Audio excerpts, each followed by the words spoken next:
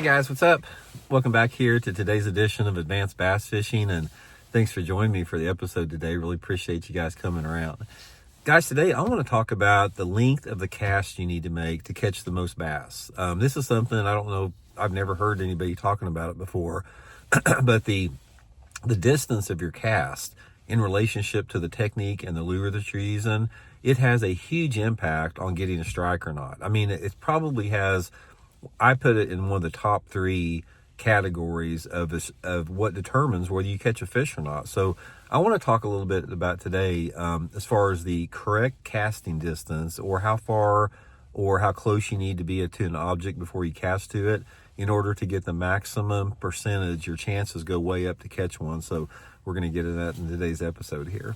And also, real quick, guys, two quick reminders. I just wanted to let everybody know, anyone interested in booking an on-the-water lesson with me right now, it's a really good time to learn about how to fish a jerkbait. Right now, they're biting it really good here on Table Rock and Stockton Lake, where I live in Missouri. If you guys are interested, shoot me a private message on my Facebook page, Randy Blaukat Professional Angler.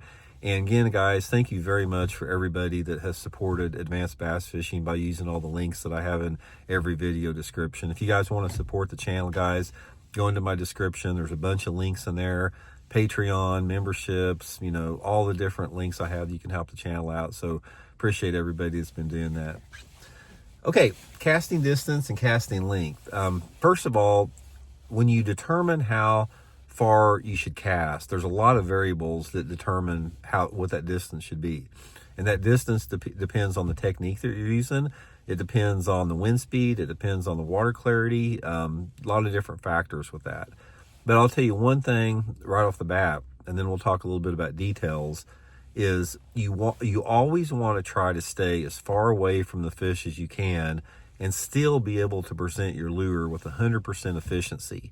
Now, that's a fine line, because you don't want to be, for example, if you're coming up on an object like you got a stump in the water or a lay down tree or whatever, you always want to be a long way, as far away as you can get from that, but you want to be able to accurately and efficiently put your lure where it needs to be at the right angle and the right speed to retrieve and everything. So that depends on the technique that you're fishing. Say, for example, you're launching out like a Zara spook a long way.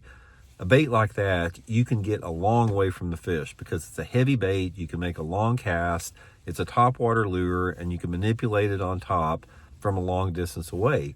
But say, for example, you're pitching a plastic worm or you're pitching a jig.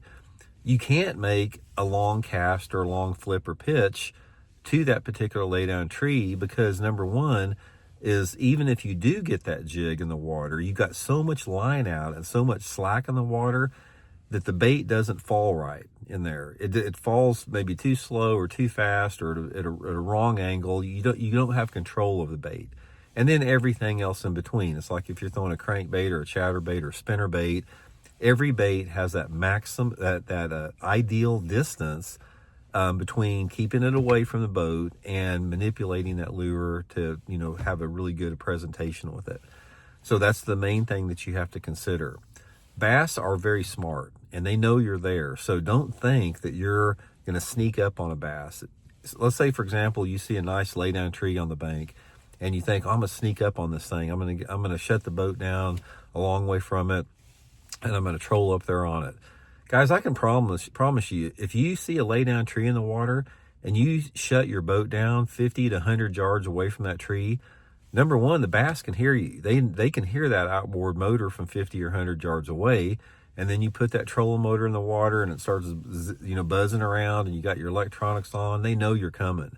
So that's okay, because that's sort of part of their environment. They grew up with those noises, and they've learned to be aware of it as it gets closer. So one of the things that you have to do is that you're not sneaking up on the fish, but the fish is going to be less anxious and less tense if you approach that from a distance and quietly.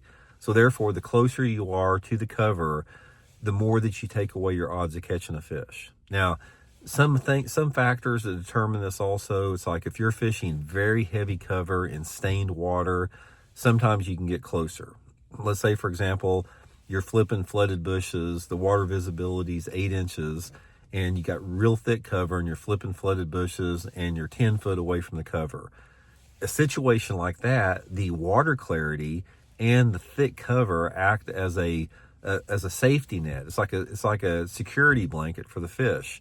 So therefore, you can get closer in a situation like that and still catch fish. But if you're in a situation where maybe there's not cover, let's say it's a long stretch of riprap bank, or it's a rocky point or something like that where there's not much cover and the water may be a little bit cleaner, then in a situation like that, you can't get 10 or 15 feet away from them. You'll never get a bite. You may have to stay, 75 feet, 100 foot away from them in order to generate that strike. So the distance that you can get to a bass and still consistently catch fish has a lot to do with the cover that's around, how much cover, the density of the cover, the water clarity, the wind speed. Calm conditions are going to make it where you have to stay farther away, and the light intensity. The cloudier the day, a lot of times the closer you can get to the fish. So what you have to do is you have to go through every different lure category that you have, whether it be a jig or a crankbait, spinnerbait, a swim bait, anything like that. And you have to determine, okay, how far can I stay away from these piece cover and still have 100% control of the lure, where I can manipulate that lure and I can get it to have the action it needs to have, yet it is at my maximum length out there. That's what you have to determine with it, because I can assure you guys, the closer that you get to the fish, it doesn't matter what the situation is, even if it's a thick cover, dirty water situation, the closer you are to that fish, the more that you take your odds down in getting a bite. And also, the less effective you are as far as putting that bait where you want to and putting the proper action on that lure, as your ability to generate action on a lure and have it fall like it needs to, as that part of it degrades, then you're also taking your, reducing your chances of catching the fish. So it's sort of like there's not one shoe that fits all. It's like you've got a large set of variables with that, but that's the best way that I can describe it, guys, is make your longest cast that you can and being in full control of your lure at the same time. And that could be being 10 foot away, or it could be being 50 foot away. It just depends on the technique. So anyway, I hope that helps out, guys, and we'll check in later.